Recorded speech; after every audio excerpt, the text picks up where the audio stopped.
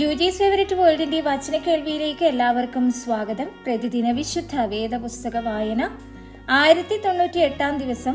അപ്പോസ്തലനായ പൗലോസ് എഫെസ്യർക്ക് എഴുതിയ ലേഖനം 3-ാം അധ്യായം. അതുനിമിത്തം പൗലോസ് എന്ന ഞാൻ ജാതികളായ നിങ്ങൾക്ക് വേണ്ടി ക്രിസ്തു യേശുവിന്റെ ബദ്ധനായിരിക്കുന്നു.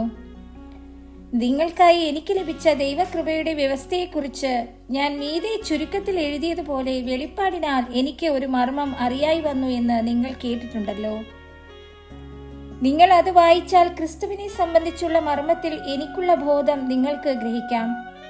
ആ മർമ്മം ഇപ്പോൾ അവന്റെ വിശുദ്ധ അപ്പോസ്തലന്മാർക്കും പ്രവാചകന്മാർക്കും ആത്മാവിനാൽ വെളിപ്പെട്ടതുപോലെ പൂർവ്വകാലങ്ങളിൽ മനുഷ്യർക്ക് അറിയായി വന്നിരുന്നില്ല.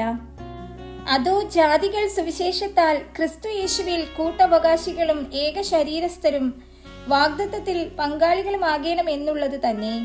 ആ സുവിശേഷത്തിന് ഞാൻ അവന്റെ ശക്തിയുടെ വ്യാപാര പ്രകാരം എനിക്ക് ലഭിച്ച ദൈവത്തിന്റെ കൃപാദാനത്താൽ ശുശ്രൂഷക്കാരനായി തീർന്നു.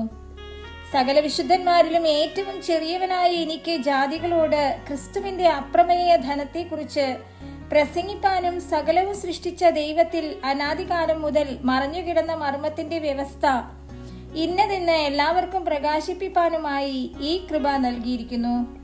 അങ്ങനെ ഇപ്പോൾ സ്വർഗത്തിൽ ഭാഷകൾക്കും അധികാരങ്ങൾക്കും ദൈവത്തിന്റെ ബഹുവിധമായ ജ്ഞാനം അവൻ നമ്മുടെ കർത്താവായ യേശുക്രിസ്തുവിൽ നിവർത്തിച്ച അനാദി നിർണയപ്രകാരം സഭ മുഖാന്തരം അറിയായി വരുന്നു. അവനിൽ ആശ്രയിച്ചിട്ട് അവങ്കലുള്ള വിശ്വാസത്താൽ നമുക്ക് ധൈര്യവും പ്രവേശനവുമുണ്ട്. അതുകൊണ്ട് ഞാൻ നിങ്ങൾക്ക് വേണ്ടി സഹിക്കുന്ന കഷ്ടങ്ങൾ നിങ്ങളുടെ മഹത്വമാകയാൽ അവ നിമിത്തം അധൈര്യപ്പെട്ടു പോകരുത് എന്ന് ഞാൻ അപേക്ഷിക്കുന്നു. അതുനിമിത്തം ഞാൻ സ്വർഗത്തിലും ഭൂമിയിലുമുള്ള സകല കുടുംബത്തിനും പേർ വരുവാൻ കാരണമായ പിതാവിന്റെ സന്നിധിയിൽ മുട്ടുകുത്തുന്നു.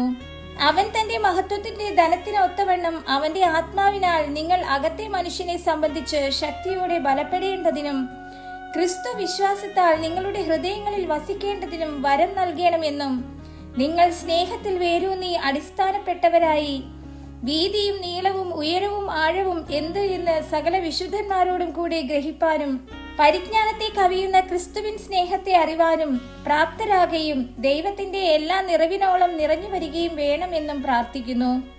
എന്നാൽ നാം ചോദിക്കുന്നതിലും നനയ്ക്കുന്നതിലും അത്യന്തം പരമായി ചെയ്യുവാൻ നമ്മിൽ വ്യാപരിക്കുന്ന ശക്തിയാൽ കഴിയുന്നവന് സഭയിലും ക്രിസ്തു യേശുവിലും എന്നേക്കും തലമുറ തലമുറയായും മഹത്വം ഉണ്ടാകട്ടെ. ആമേൻ.